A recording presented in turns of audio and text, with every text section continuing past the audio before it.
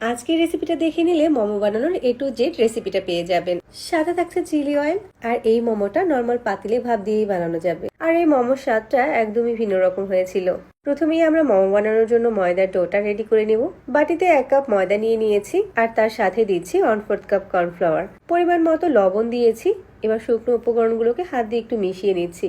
কর্নফ্লাওয়ারটা অবশ্যই দিতে চেষ্টা করবেন, তাহলে মোমোর একটা ভালো রেজাল্ট পাবেন। তারপর কুসুম গরম পানি অল্প অল্প করে দিয়ে মোমোর জন্য একটা সফট গোলা মাখিয়ে নিতে হবে। পানিটা একবারে দেওয়া যাবে না। মোমোর এই ডোটা খুব বেশি নরম আবার খুব বেশি টাইট হবে না, সফট একটা ডো মাখিয়ে নিতে হবে। কুসুম গরম পানি দিয়ে ডোটা মাখালে খুব দ্রুত সেট হয়ে যায়। তারপর আমি 10 মিনিটের জন্য রেস্টে দিয়ে দিচ্ছি।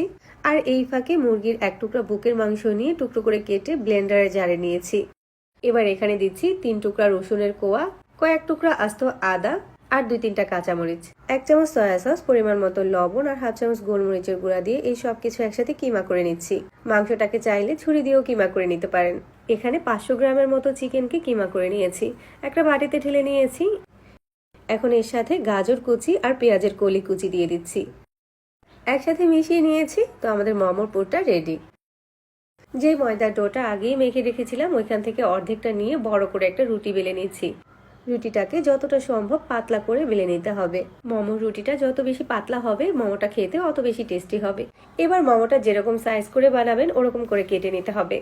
যে কোনো কৌটার ক্যাপ বা কুকি কাটার দিয়ে কেটে নিতে পারেন। তারপর এরকম ছোট ছোট রুটি পেয়ে যাবেন মোমো বানানোর জন্য। এবার একটা রুটির মাঝ বরাবর চিকেনের পুরটা দিয়ে দিলাম, আর এইভাবে করে ভাঁজ দিয়ে দিচ্ছি।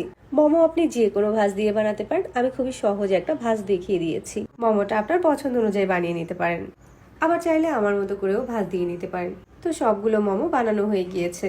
চাইলে এই পর্যায়ে মোমোগুলো ডিপ ফ্রিজেও সংরক্ষণ করতে পারেন। যে কোনো নর্মাল পাতিলে পানি ভাপিয়ে তার উপরে ছাঁকনি বসিয়ে মোমোগুলোকে ভাপ দিয়ে নিতে পারেন। মোমোগুলোকে একটু ফাঁক ফাঁক করে বসিয়ে দিচ্ছি। এভাবে একসাথে অনেকগুলো মোমোকেই ভাপিয়ে নিতে পারবেন। ঢাকনা দিয়ে ঢেকে মোমোগুলোকে আমি খুব ভালো করে ভাপ দিয়ে নিয়েছি। এবার চিলি অয়েলটা বানিয়ে নিব। এদিকে একটা প্যানে 1/2 কাপ তেল খুব ভালো করে গরম করে নিয়েছি। বাটিতে 1 টেবিল চামচ রসুন কুচি, 1 টেবিল চামচ চিলি ফ্লেক্স আর 1 চামচ সাদা তেল দিয়ে তার উপরে গরম তেলটাকে ঢেলে দিয়েছি। সবকিছু যখন ফুটে যাবে তখন নেড়েচেড়ে মিশিয়ে নিলেই কিন্তু চিলি অয়েলটা তৈরি হয়ে যাবে। 3 টেবিল চামচ চিলি অয়েল অন্য বাটিতে নিয়ে তার সাথে 2 টেবিল চামচ টমেটো সস আর 1 টেবিল চামচ মধু একসাথে মিশিয়ে মোমোর জন্য ডিপিং সসটা রেডি করে নিয়েছি। এবার গরম গরম মোমোগুলো পরিবেশনের পালা। এখন রেস্টুরেন্টের মতো করে আপনি নিজেই বানিয়ে নিতে পারবেন এরকম মোমো। মোমোটাকে চিলি অয়েলে ডুবিয়েও খেতে পারেন, আবার উপর দিয়ে ছড়িয়ে দিয়েও খেতে পারেন।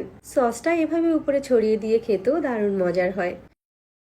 প্রতিনিয়ত নতুন সব রেসিপি পাওয়ার জন্য পেজ ফলো দিয়ে রাখবেন। আজকে বিদায় নিচ্ছি। আল্লাহ হাফেজ।